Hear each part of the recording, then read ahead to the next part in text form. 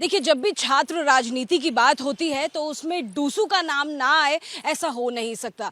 लगातार तस्वीरें हम आपको दिल्ली यूनिवर्सिटी स्टूडेंट इलेक्शन की सुबह से दिखा रहे हैं, जहां लंबी लंबी कतारें कॉलेज के बाहर देखने को मिल रही हैं। अब ऐसे में मतदान पूरा होने वाला है। दूसरी शिफ्ट में फिलहाल जो मतदान है वो जारी है। अगले दिन रिजल्ट आएगा, लेकिन किसका पलड़ा भारी है, कौन ये चुनाव जीतने वाला है, ये लगातार अब सवालों में बना हुआ है। इस वक्त हमारे साथ मौजूद हैं रौनक खत्री, यानी कि मौजूदा छात्र संघ के अध्यक्ष हैं रौनक खत्री, अपने तमाम समर्थकों के साथ में। उनसे बात कर लेते हैं, क्योंकि रौनक ने जो आरोप लगाया है कि ईवीएम का और हेराफेरी का, वोटों का घोटाला हो रहा है। क्यों ऐसा आरोप लगाना पड़ रहा है, कौन से हालात बने रौनक? सबसे पहले तो जैसे ही मुझे सुबह सूचना प्राप्त हुई कि ईवीएम मशीन के ऊपर इंक से थंब के निशान, थंब प्रिंट देखने को मिले बैलेट नंबर 3 के आगे, जिस कैंडिडेट पे एबीवीपी का डुस्सू प्रेसिडेंट चुनाव लड़ रहा है वो है बैलेट नंबर 3। अब कोई भी स्टूडेंट जो फर्स्ट ईयर का है या जो पहली बार वोटिंग करने जा रहा है डुस्सू के अंदर, वो एक अलग सा अट्रैक्टिव निशान देखकर उस बैलेट पर वोट करेगा। ये है पहला तरीका वोट चोरी का। दूसरे तरीके पे अगर मैं आऊँ तो दूसरा तरीका इन्होंने बनाया है कि जितने समर्थक बाहर किसी भी पार्टी के अगर कैंडिडेट के लिए कैनवेसिंग कर रहे हैं, वोट्स मांग रहे हैं, तो उनको उठा के अपनी गाड़ियों में रखो। ये दूसरा धनबल का इन्होंने परिचय दिया है। जो हमारे सपोर्टर्स हैं, एनएसयूआई के कार्यकर्ता हैं, इनको उठा के अपनी गाड़ियों में बिठाने का काम करा। ये भी वीडियो सामने आई है। तीसरा, जहाँ पर एनएसयूआई का कैडर वोटर ज़्यादा है वहाँ पर वोटिंग स्लो कर दी गई। ये कहा गया कि बैलेट ईवीएम मशीन से नहीं चल रही है तो हमको आधा घंटा वोटिंग रोकनी पड़ेगी।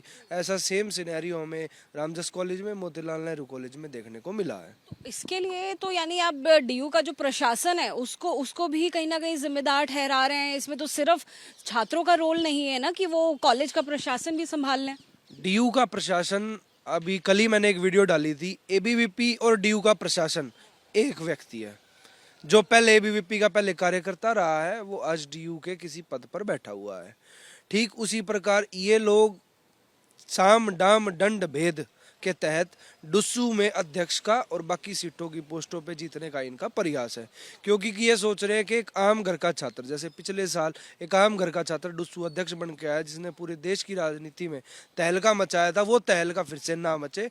साइलेंट डुस्सू प्रेसिडेंट रहे जो पब्लिक के सामने पब्लिक की आवाज़ ना उठा सके और प्रशासन से सवाल ना कर सके। रौनक, की बहुत बड़ा आरोप आप प्रशासन के ऊपर भी लगा रहे हैं। मौजूदा अध्यक्ष आप हैं, आप ये कह रहे हैं कि जब आप अध्यक्ष बने तब प्रशासन ठीक था, जब आप अध्यक्ष नहीं हैं, चुनाव चल रहा है, तब प्रशासन खराब हो गया। तो इसमें कहीं ना कहीं अब बहुत सवाल आपके इस बयान पर भी उठ रहे हैं। नहीं, आपकी बात बिल्कुल ठीक है। मेरे चुनाव में भी गड़बड़ी थी, परंतु हमारा वोटों का मार्जिन बहुत ज़्यादा था। मेरे पास प्रूफ है। एबीवीपी का एक प्रोफेसर एआरएसडी कॉलेज के अंदर एक ग्रुप में ये डालता है वोट फॉर एबीवीपी पैनल, तो ये स्पष्ट होता है कि पिछले साल भी प्रोफेसर्स एक्टिव थे, इस साल और ज़्यादा एक्टिव हैं। अब हम देख रहे हैं स्टूडेंट इलेक्शंस जब हैं, स्टूडेंट इलेक्शंस में हमें बल भी दिखाई दे रहा है, पैसा भी बहुत दिखाई दे रहा है।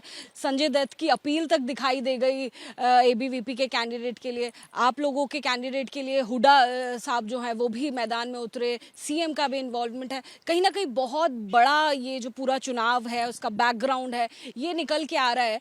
लेकिन कितना फ़र्क पड़ेगा इन सभी बैकग्राउंड से? देखिए, जहाँ तक फर्स्ट ईयर की मैं बात करूँ तो मासूम शर्मा जी 2 दिन कैंपेनिंग करने डुस्सू के इलेक्शंस में आए और उनका जो अपना हो रहा है, मेरे बड़े भाई है मासूम शर्मा जी, वो उस औरे से काफ़ी स्टूडेंट इन्फ्लुएंस हुए हैं। तो मनी पावर दिखाई गई है कि किस प्रकार कलाकारों के दम पर एबीवीपी चुनाव लड़ना चाहती है। दूसरी बात आपने दीपेंद्र हुड्डा जी की करी, तो मैं स्पष्ट करना चाहूँगा दीपेंद्र हुड्डा जी कोई कलाकार नहीं है। जब भी हमें उनकी ज़रूरत पड़ती है, छात्रों को ज़रूरत पड़ती है, तो वो संसद में हमारी आवाज़ उठाते हैं। मासूम शर्मा जी तो आवाज़ नहीं उठा पाएंगे। कल को अगर दिल्ली विश्वविद्यालय में कोई कमी होगी, कोई समस्या होगी, तो मासूम शर्मा जी तो सब उसको सॉल्व कराने नहीं आ पाएंगे। वो तो अपने गानों में व्यस्त रहेंगे, अपनी मूवीज में व्यस्त रहेंगे। इस संजय दत्त का भी हमने वोट अपील सुनी। संजय दत्त जो मुंबई में रहते हैं, उनकी वोट अपील दिल्ली के छात्रों के चुनाव में वो कितना इम्पैक्ट करेगी? और आपका भी हमने एक इमेज देखी है, लगातार आपके फॉलोअर्स भी हमने बढ़ते हुए देखे हैं, आपको हमने कवर भी किया है। आपकी इमेज का कितना फ़ायदा आपकी टीम को, एनएसयूआई के आपके कैंडिडेट्स को मिल सकता है वर्सेस जो आपके साथ में अपील कर रहे हैं? निश्चित रूप से एनएसयूआई का कैडर वोटर इस साल बहुत बढ़ेगा। पिछले साल अप्रॉक्स 12 से 13 हज़ार का एनएसयूआई का कैडर वोटर था, जो चारों पैनलों पे पोस्ट होल्डर्स को वोट मिले थे। तो जो हमारी मेहनत है, जो हमारे काम है, काम के दम पर ही ये चुनाव लड़ा जा रहा है। परंतु जीत के समीकरण होते हैं, पॉलिटिक्स है तो हर चीज़ देख के चलनी पड़ती है। तो इस हिसाब से जो भी डिसीजन रहेगा स्टूडेंट्स का, वो सर्वोपरि है और उसके तहत हम आगे आने वाले समय में काम करेंगे। 4 पोस्ट में से कौन कौन सी पोस्ट और कितनी पोस्ट लग रहा है कि आपके खाते में आ रही हैं? देखिए, जिस प्रकार से वोट चोरी हमें देखने को मिल रही है, तो इस हिसाब से तो एनएसयूआई को ये लोग जीतने ही नहीं देना चाहते, पहली बात। दूसरी बात, अगर हमारे कैंडिडेट्स की मैं बात करूं तो Jocelyn Nandita Chaudhary president post का चुनाव लड़ रही है। मेरे 34-35 हज़ार फॉलोवर्स थे इंस्टाग्राम पे, बस जब मैं जीत कर आया, आज उसके 1,70,000 1,80,000 हो चुके हैं। तो स्टूडेंट का समर्थन तो उसने कमाया है, इसमें कोई डाउट नहीं है। परंतु प्रशासन, एबीवीपी, आरएसएस और बीजेपी से चुनाव लड़ना है, तो उसके तहत जो भी डिसीजन रहेगा वो समय बताएगा। यानी अब अभी नहीं बता रहे कि 4 में से कितने आपको लग रहा है कि आपके पास आ रहे हैं? कॉन्फिडेंस कितना है? हमें तो चारों सीटों का कॉन्फिडेंस है, परंतु प्रशासन जिस हिसाब से आज हरकत हुई है, इस हिसाब से कॉन्फिडेंस डाउन हुआ है। डाउन हुआ है कॉन्फिडेंस? प्रशासन ने तोड़ा है हमारा कॉन्फिडेंस। जब पुलिस आप देखोगे एबीवीपी के समर्थन में है, प्रशासन एबीवीपी के समर्थन में है, तो ये तो साम दाम दंड भेद कैसे भी सरकार बनाने के लिए तुले हुए हैं। जी, बहुत शुक्रिया एबीपी न्यूज से बात करने के लिए। रौनक खत्री आपको नजर आए, डूसू के मौजूदा अध्यक्ष हैं। चुनाव फिलहाल जारी है और गर्म राजनीति भी देखने को मिल रही है कैंपस में। कैंपस से भी तस्वीरें हम आपको दिखाएंगे, तमाम कैंडिडेट से बात भी हम लगातार कर रहे हैं।